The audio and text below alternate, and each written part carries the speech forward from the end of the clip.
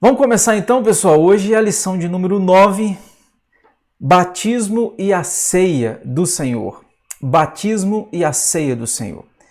Eu quero começar lendo para você Mateus 28, a partir do verso 18, porque a Bíblia diz assim: Ide, portanto, fazei discípulos de todas as nações, batizando-os em nome do Pai, e do Filho, e do Espírito Santo. Aí o verso 20 vai dizer: ensinando-os a guardar todas as coisas que vos tenho ordenado, e eis que estou convosco todos os dias até a consumação do século. Muito bem. Eu queria dizer, à guisa de introdução para vocês, uma coisa muito importante para você já ir captando e reunindo aí no seu conhecimento essa informação que eu vou te dar. Nós acreditamos que a Bíblia fala de 2 sacramentos e não mais do que isso. Sacramentos são ordenanças que Deus ordenou para que nós exercêssemos, praticássemos até a sua volta. Portanto, o que é um sacramento, pastor? São ordenanças de Deus. Quantos são? São 2. Quais são? O batismo e a ceia do Senhor. Não mais do que isso. Por exemplo, quando você vai para a Igreja Católica Apostólica Romana, ela vai dizer que são mais. Ela vai colocar a penitência, a ordenação, confirmação, o matrimônio e a extremunção, além do batismo e da ceia, ou seja, para eles são 7. Mas nós entendemos que a Bíblia nos dá apenas 2 sacramentos, batismo e a ceia do Senhor. A título de introdução, meus irmãos, prestem muita atenção aqui para você entender um ponto muito importante que sempre quando eu falo desse assunto, eu faço questão de falar disso. Não dá para você entender batismo e a ceia do Senhor se você não entender o conceito de pacto na Bíblia. Pacto. Pastor, Deus é um Deus pactual? É. O que é um pacto? Pacto é uma aliança, é um acordo, é um testamento. Pastor, tem isso na Bíblia? É claro que tem. Por exemplo, na sua Bíblia e na minha tem o Antigo Testamento e o Novo Testamento, não é assim? Pois é, o que significa? Significa que na nossa Bíblia tem um Antigo Pacto e um Novo Pacto. Então, para você entender batismo, você tem que entender que Deus é um Deus pactual. Ele é um Deus de aliança. Ele se relaciona comigo, com você, com todos os seus filhos espalhados pela face da terra por meio de aliança, por meio de pacto. Ah, eu não acredito nisso. Então não dá para você acreditar na Bíblia. Porque a própria Bíblia é um Antigo Testamento, que é pacto, e um novo pacto, um Novo Testamento. Então, não tem como fugir disso. Ou você acredita que Deus se relaciona com a gente por meio pactual, ou você tem que negar a Bíblia, correto? Já que a Bíblia fala de uma antiga aliança e uma nova aliança. Deus sempre se relacionou com o ser humano com pacto. Por exemplo, você se lembra lá com Noé, que a Bíblia diz que Deus fez um pacto com Noé? Com Noé, o símbolo desse pacto, né? Algo visível daquele acordo, lembra? Era o arco-íris. A Bíblia diz lá em Gênesis, quando Deus destruiu a terra por meio do dilúvio, naquela ocasião, Deus prometeu a Noé que ele jamais faria isso novamente. E o símbolo desta aliança, desta promessa, é o arco-íris. Então, toda vez que você vê um arco-íris no céu, você deve se lembrar da aliança, do pacto que Deus fez com Noé. Com Abraão, Deus também fez um pacto, uma aliança com ele. Qual era? Com Abraão era a circuncisão. Circuncisão era o garoto, o menino, ao nascer. Ao 8º dia, ele tinha a cabeça do pênis, o prepúcio era cortado, sangrava. Tudo isto era um sinal visível de algo que Deus fez na eternidade? Era um pacto. Deus selou esse pacto e falou: Abraão, eu vou ser o Deus seu e de toda a sua descendência. E qual que é o sinal disso? O sinal é a circuncisão. Então, todo menino ao nascer, ele tinha que ter o prepúcio cortado, sangrava, aquilo dali já apontava para o trabalho de Jesus Cristo na cruz do Calvário. Aquele sangramento era um sinal, Deus dizendo o seguinte: olha, você vai sangrar para que você não receba a condenação eterna. Em outro momento eu posso entrar em detalhes nesse assunto, que é muito bonito e gostoso, mas não vou focar nele agora, até para não complicar a sua mente. Deus fez um pacto com Moisés no Monte Sinai. Deus, por meio do profeta Jeremias, fala, você pode ler depois Jeremias 33, que a Bíblia fala de uma nova aliança, onde Deus não ia escrever em tábuas feitas por mãos humanas, em tábuas que podem se perder, mas Deus iria escrevê-las no nosso coração. Está lá em Jeremias 33. Pois é, estou dizendo isso tudo aqui para você entender que Deus trabalha com pacto, com aliança.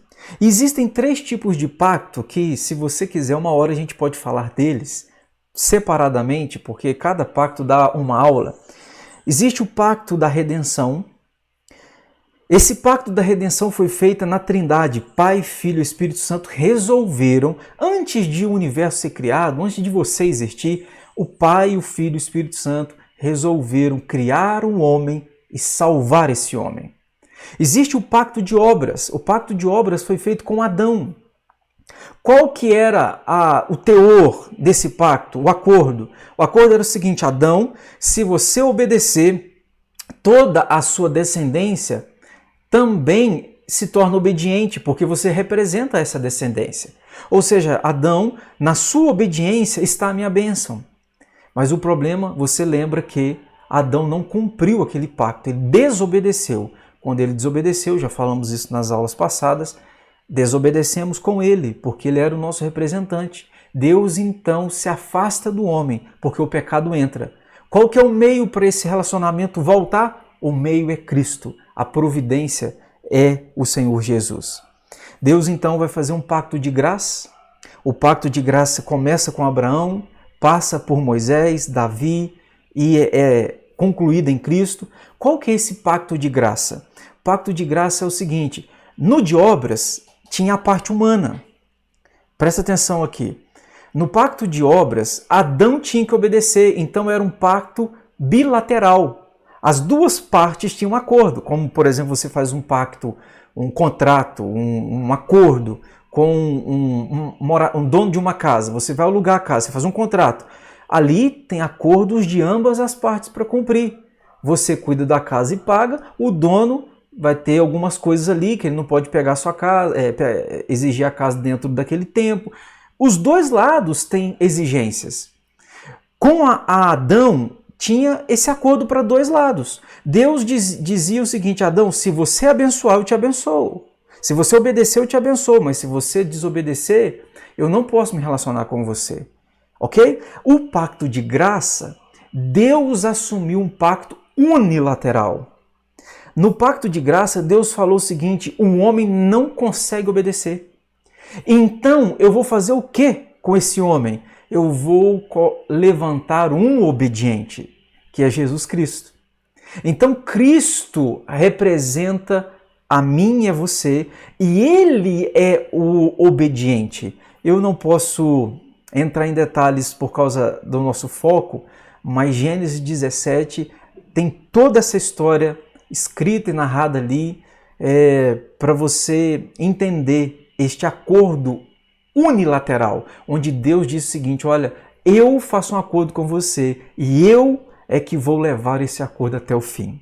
Isso é glorioso demais. Então, nós estamos falando de pacto de redenção, o pacto de obras e de graça. Talvez pode ser um pouco complexo, mas eu preciso te dizer isso, mesmo que sem muitos detalhes, apenas para você já ter um entendimento, pelo menos inicial, a respeito desse assunto. Ok, nós entramos então no batismo. Pastor, o que é batismo? Batismo é um sacramento. ou seja, é uma ordenança.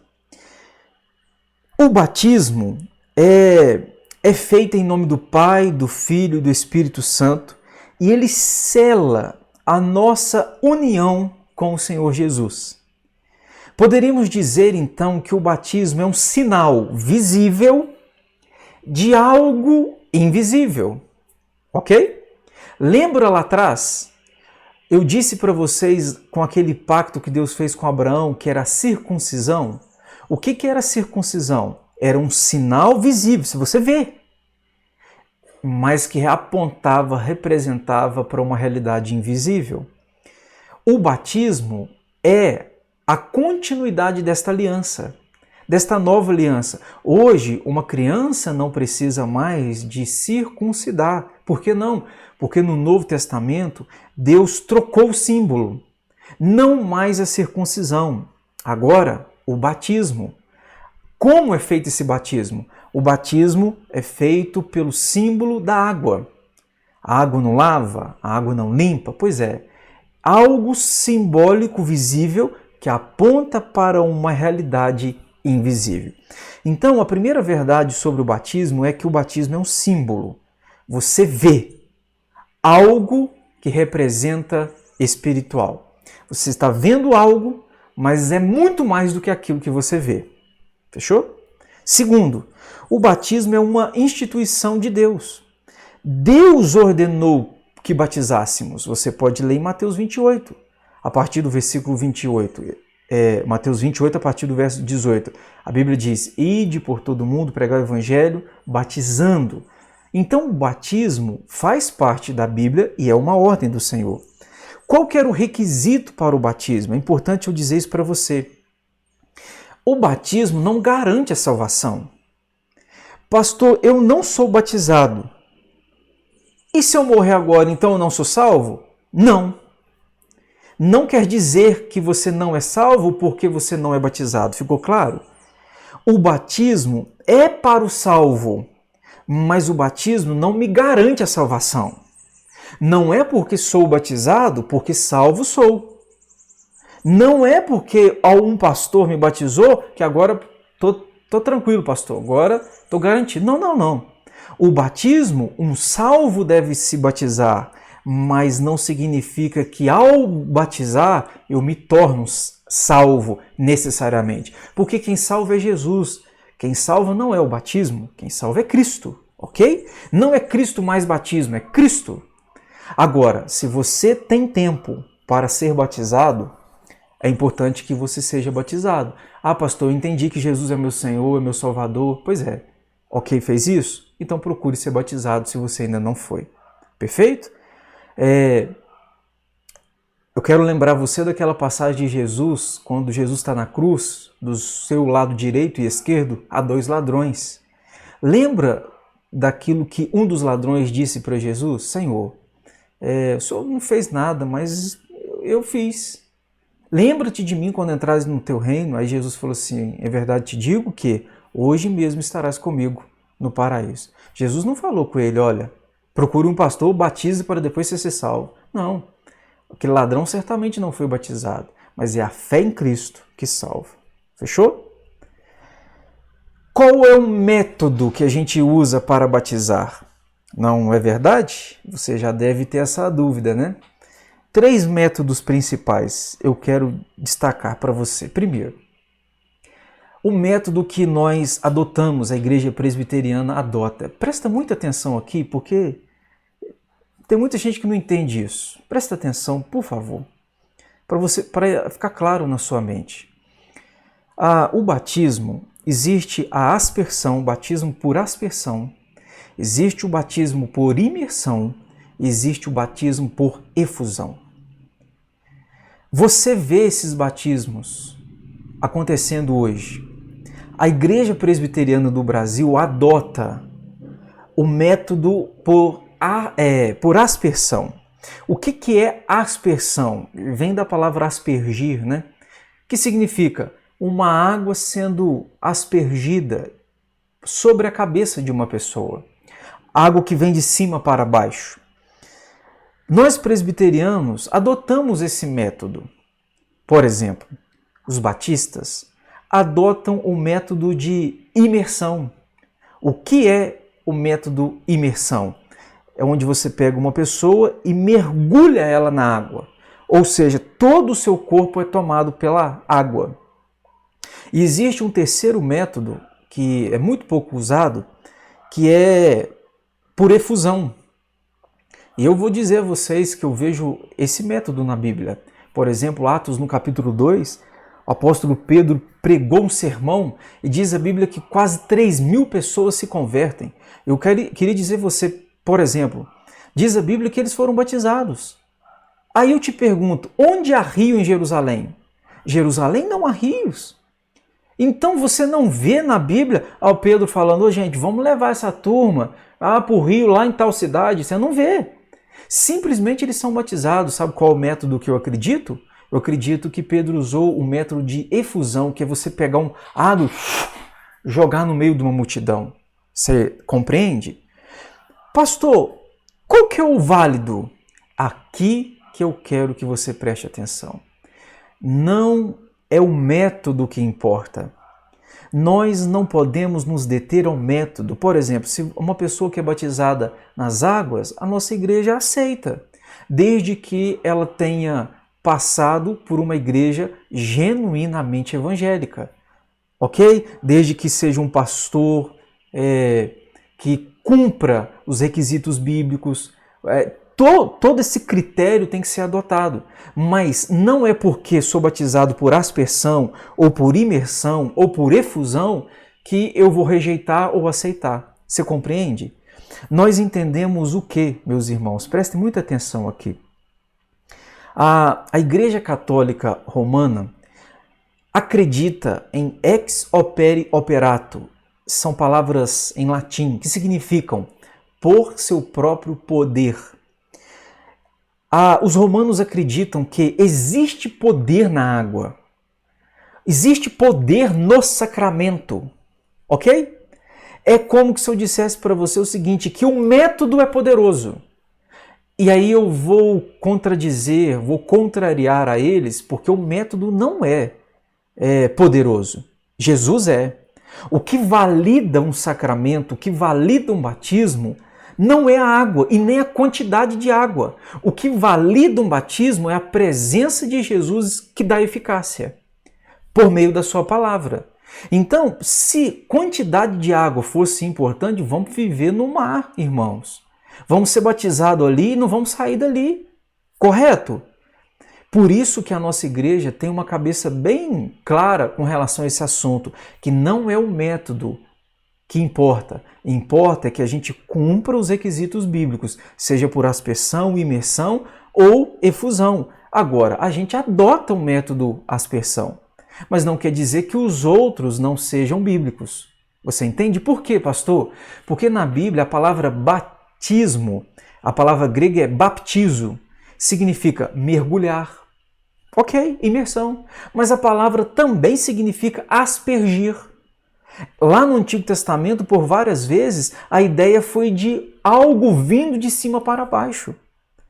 Então, para a gente não fazer confusão, o que a gente adotou? A gente adotou, vamos adotar o sistema da aspersão, mas não significa que os outros métodos sejam antibíblicos, ok?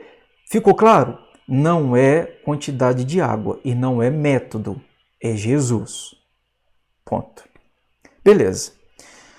Partindo disso, meus irmãos, eu queria dizer para vocês então, falando sobre o batismo, que nós somos uma das poucas igrejas, é verdade, somos uma das poucas igrejas que ainda batizam crianças.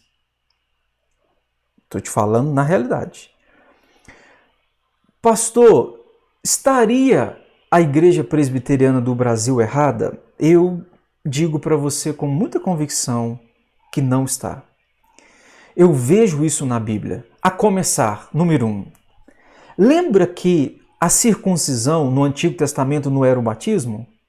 Que agora é por água, antes era um corte no prepúcio? Pois é. Não era feita quando o menino nascia ao 8º dia? Era criança.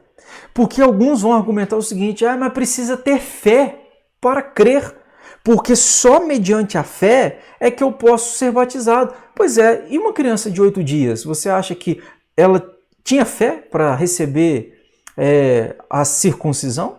Sinceramente você acha? Pois é, não tem condição. Não é verdade? Por que então, pastor, que uma criança era circuncidada ao 8º dia? Por causa dos seus pais. Compreende? O seu pai tinha fé. Então, o pai que tinha fé em Deus dizia o seguinte: Deus, o Senhor é um Deus pactual, o Senhor é um Deus de aliança, e o Senhor prometeu a Abraão que o Senhor será o meu Deus e o Deus da minha geração. O meu filho hoje não crê, mas eu apresento ele ao Senhor, para que esta aliança que o Senhor fez comigo, e eu creio nela, se estenda ao meu filho e à minha geração. É pacto, irmão. Você tem que entender que é pacto. Eu fico chocado com as pessoas ridicularizando isso. Isso é glorioso. Ou seja, Deus não abriu mão das crianças. Aliás, Jesus Cristo falava, né? Quando esteve aqui andando entre nós, diz: deixai vir a mim os pequeninos, dos tais é o reino dos céus. Pois é, se a criança ao 8º dia era circuncidada, por que então hoje eu tenho que esperar ela fazer 12 anos?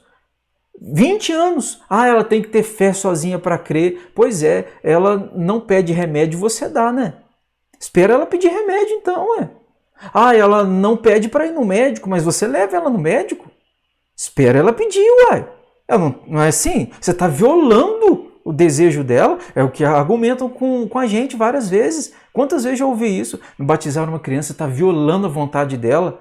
Bom, então seja coerente com todas as áreas. Quando ela sentir dor de barriga, seja coerente, não viole. Espere ela pedir remédio. Quando ela sentir mal-estar, está gripada, olha, espera ela pedir para ir no médico. Se você levá-la no médico sem pedir, você está violando a vontade dela.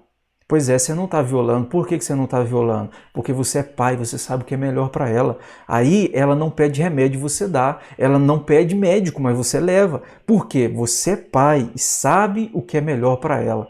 Por que no reino de Deus isso não valeria? No reino de Deus, você é pai e você sabe que o seu filho precisa que Deus tenha uma aliança com ele. Então você apresenta o seu filho ao batismo e você diz assim: Deus faz uma aliança, se estende essa aliança com o meu filho. O meu filho não veio a este mundo para viver para o mundo e para o diabo. O meu filho pertence a ti. Então, o batismo é um sinal desta aliança. É um sinal desse pacto. Eu acho isso tremendo. E eu acho absurdo quando não acreditam nisso, sinceramente. Porque é só uma questão lógica, irmão. Se a criança não é batizada, ela então tem que fazer 12 anos, 13, tem que ser grande para acreditar para ser batizada? Pois é, e aí? Até a fase de 12, 13 anos, ela está assim perdida, ela não pode ser membro da igreja porque não é batizada. E aí? Quer dizer, Deus então não se preocupa com ela? É claro que se preocupa. É claro que se preocupa. Pastor, criança não peca. Quem disse você que não peca? Quem disse? Romanos, o salário do pecado é a morte. Eu morro por quê? Eu morro como um resultado do pecado. É o pecado que fez a morte entrar no mundo. Ok. Por que as crianças morrem? Se elas não pecam? Por que uma criança de 3 dias de vida morre? Uma criança de 1 mês morre? Se elas não pecam, o salário do pecado não é a morte? Elas não deviam morrer. Então que morresse depois de 12 anos. É muita incoerência. É muita incoerência teológica. Eu gosto desse assunto, gente. É por isso que eu fico assim, sabe? Eu acho que você não entender e não gostar disso que Deus fez é rejeitar uma das coisas mais preciosas na Bíblia, que é a aliança que Deus tem com o seu povo. Isso é tremendo. Então, falando do batismo infantil, por que a gente batiza criança? Primeiro, por causa da aliança feita a Abraão. Gênesis 17. Deus falou: eu serei o seu Deus e da sua descendência. Atos 2, a Bíblia diz o seguinte: para vós é a promessa, para vossos pais, para vossos filhos e para todos quantos o Senhor chamar. Você pode ler em Atos capítulo 2.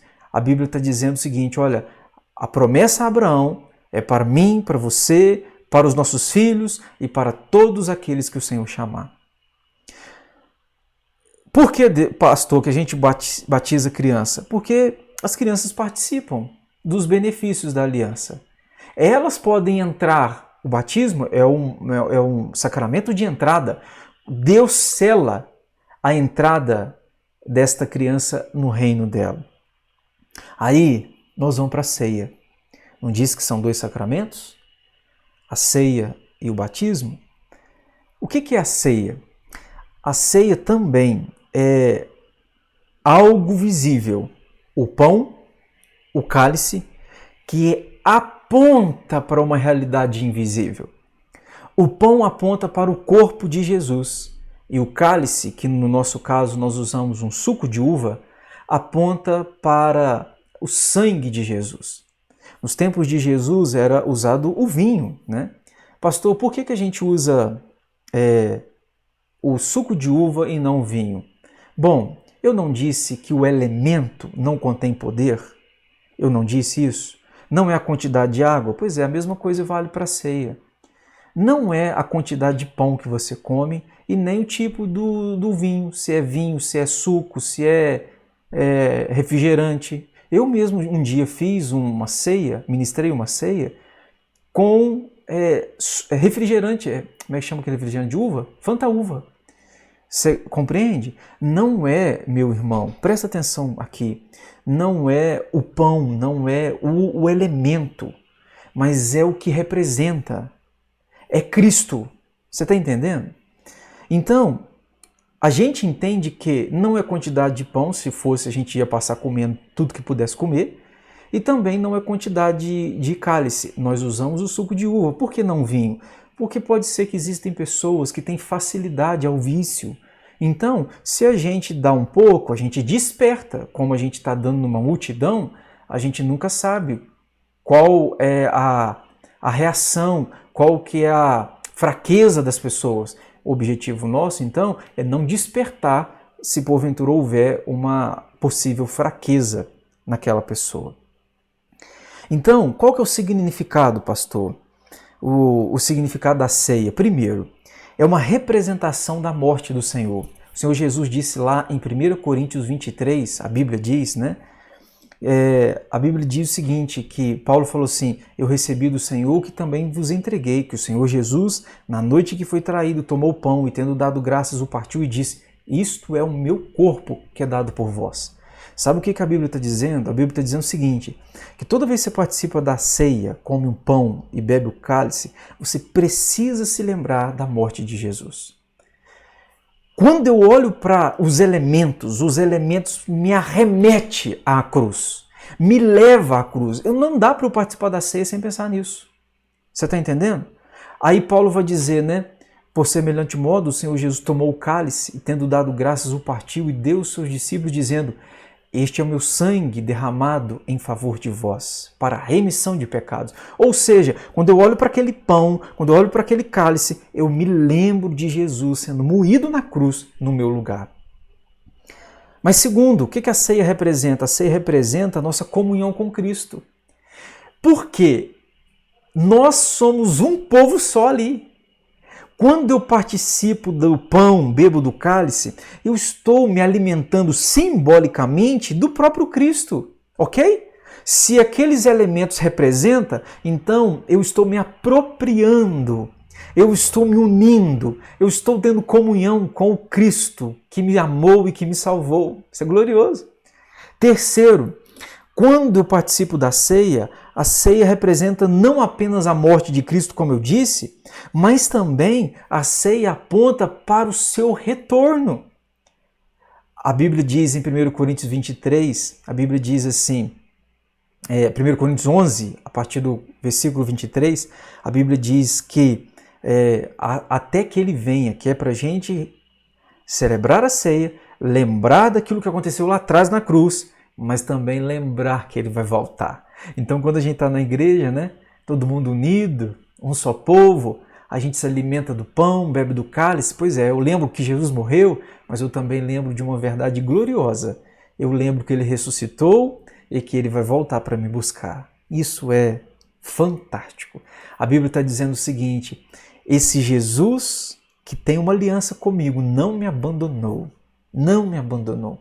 Esse Jesus, ele está comigo hoje, de maneira simbólica, no pão e no cálice. Ele está ali presente. Então, ele se faz presente hoje, na nossa realidade, do hoje. Mas esse Jesus também diz, gente, se acalmem porque eu vou voltar e eu buscarei vocês. Eu acho isso tremendo. Então, na ceia, ela nos cela o grande amor de Cristo para conosco. Segundo, ela segura para mim e para você as promessas da aliança. Terceiro, ela garante a você e a mim, nós que participamos da ceia, o seu povo, ela garante que as bênçãos da salvação são nossas. Tudo aquilo que Cristo herdou, também conquistamos. Portanto, meus irmãos, por isso que nós participamos da ceia. Quantas vezes, pastor, devemos participar? Quantas vezes forem possíveis? Na nossa igreja, falando da terceira, nós adotamos o critério de ser 2 vezes ao mês. Mas existem igrejas que é todo culto. Existem igrejas que é 1 vez por mês. Aí fica a critério da liderança, como que a liderança entende ser o melhor. Porém, a ceia deve ser algo frequente na minha e na sua vida. Quem pode participar? E aqui tem uma coisa importante. Por quê? No batismo, uma criança, um adulto pode entrar, não é verdade? Mas na ceia, a criança não participa. Por que não? Aí eu vou ler para você 1 Coríntios, capítulo 11. Deixa eu abrir. 1 Coríntios 11, a partir do verso 23, como eu citei para vocês. Por que a gente não dá ceia para criança? Por que não? E não faça isso, viu, meus irmãos? Eu já vi muitos pais que pegam um pedaço de pão, segura e dá para o filho. Meu filho vai aguar. Não vai aguar, fica tranquilo que não vai aguar. Olha só. Verso 27. Por isso aquele que comer o pão ou beber o cálice do Senhor indignamente será réu do corpo e do sangue do Senhor. Examine-se, pois, o homem a si mesmo, e assim como do pão e beba do cálice. Pois quem come e bebe sem discernir, come e bebe juízo para si. Por que a gente não dá ceia para criança? Porque no batismo, os seus pais acreditam e creem no pacto. Então, por causa do pai, da mãe, a criança é recebida. Fechou. Agora, e na ceia? A ceia exige que eu tenha discernimento. É o que a Bíblia está dizendo, olha, o verso 29. Pois quem come e bebe sem discernir o corpo, come e bebe juízo para si. Se eu comer sem discernir, sem entender, na verdade não é uma bênção eu participar. Eu estou comendo algo que a Bíblia está dizendo, é juízo para você. Aí a Bíblia ainda vai dizer o seguinte, olha só. Verso 30. Eis a razão, porque há entre vós muitos fracos e doentes, e não poucos os que dormem. Qual é a razão de existir gente fraco e doente, espiritualmente falando? Paulo está dizendo porque come e bebe sem discernir. Então, porque uma criança muitas vezes não tem condições de entender, a gente diz, olha, segura um pouquinho. Quando você crescer, ter condições, ser maduro o suficiente para compreender, aí a gente ministra a ceia e você participa. Entendeu? Então a gente faz isso, não é porque a gente quer excluir as crianças, a gente faz isso para que elas sejam poupadas do juízo. Aí um adulto, vale também. Você tem 50 anos, você tem 60 anos, você tem 40 anos de igreja, mas até hoje come e bebe sem discernir, você está comendo juízo. Tem muita gente na igreja assim, muita gente. Ok? Só que aí não é minha função julgar. Deus avalia, cada um é responsável por si. Por isso que a Bíblia diz, examine-se, pois, o homem a si mesmo. Eu só posso examinar uma pessoa na ceia, que sou eu mesmo. Ponto. A Bíblia manda, mas eu não posso analisar você, avaliar o outro, cada um avalia. Agora que na ceia existem gente antiga de igreja que come e bebe sem discernir, existe. E Paulo vai dizer, é a razão que não são poucos os que são fracos e doentes. Pois é sério, é muito sério. Então por isso que a gente está explicando para vocês aqui, queridos, um pouquinho do que significa, para você começar a ter discernimento. A partir do momento que, pastor, eu entendi, eu compreendo, pois é, aí a Bíblia agora sim então participa, ok? Por último, a ceia é para todo mundo, pastor? Não é para todo mundo. Não é. É para quem? É para todo aquele que crê em Cristo. Se você ou uma outra pessoa, qualquer pessoa na face da terra, não crê em Cristo, não participa da ceia. A ceia não é para aventureiros, não é para curiosos, a ceia é para filho, entendeu? Só senta na mesa de Cristo para comer dele, se alimentar dele, quem são seus filhos. Pastor, quando eu me torno filho? Eu me torno filho quando a regeneração, a salvação acontece em mim. Quando eu entendi que Ele é meu Senhor, Ele é meu Salvador, então eu sou filho.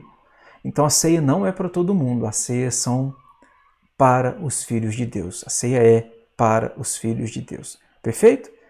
Portanto, meus irmãos, eu termino dizendo isso para vocês. Agora, vamos para os finalmente. Eu preciso ser batizado de novo? Se você foi batizado, escute, se você foi batizado numa igreja evangélica, genuinamente evangélica, seja por aspersão, imersão ou efusão, nós não te batizamos. Porque a igreja presbiteriana e a Bíblia não me manda rebatizar uma pessoa. Agora, escute, se você foi batizada numa igreja que não é genuinamente evangélica, uma igreja que não é comprometida com a Bíblia, pois é, então você não é batizado. Aí nós vamos te batizar, nós não vamos te rebatizar. Nós vamos te batizar uma vez que você não foi batizado devidamente. Porque a Bíblia diz que existem critérios, não é qualquer pessoa que pode sair batizando uma outra, ok? A Bíblia diz, o ministro precisa batizar você, o ministro que seja devidamente ordenado, a igreja deve acreditar no que a Bíblia ensina de fato e de verdade sobre o batismo e sobre a ceia. Então, se você foi batizado, por exemplo, por uma seita, bom, uma seita não é algo bíblico, então você não é batizado, mesmo que alguém disse que você foi. Cada caso é um caso. Estou dizendo no geral, a gente precisa analisar o seu quadro, ok? Então eu me coloco à disposição aqui, pessoal. Eu quero até conhecer como que vocês foram batizados.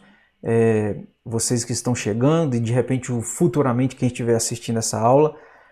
Então você me conta pessoalmente depois como que, se você já foi batizado, onde, como que isso aconteceu. Nós vamos avaliar.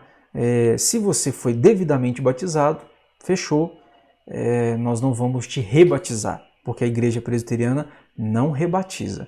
Agora, se você passou por aspas, batismo, mas foi por uma seita, foi por uma instituição que não anda com a Bíblia, não é comprometida com a Bíblia, pois é, aí no caso você não está batizado, a gente vai precisar te batizar.